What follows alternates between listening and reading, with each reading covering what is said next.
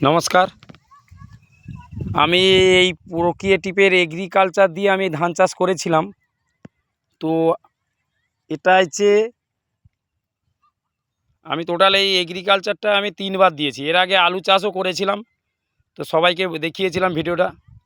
তো ধান চাষ করেছি আমি। দেখুন, এটা যে প্রক্রিয়েটিভের এগ্রিকালচার, হ্যাঁ, এই এগ্রিকালচার দিয়ে আমি চাষ করেছিলাম।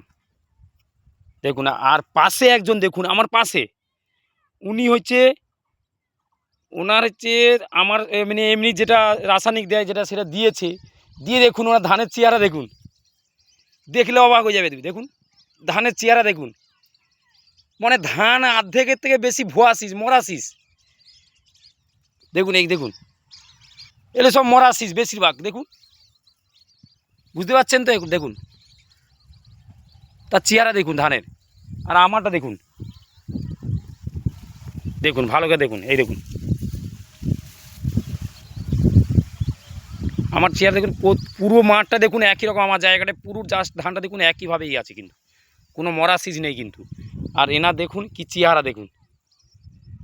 এই জন্য সবাইকে বলি যে এগ্রিকালচারটা যে একবার নিয়ে চাষ করতে পারবে, এটা সে দ্বিতীয়বার আর সার দোকানে অন্য কোনো সার নেবে না, শুধু এগ্রিকালচারটা দিয়ে সবসময় ব্যবহার করতে চাইবে।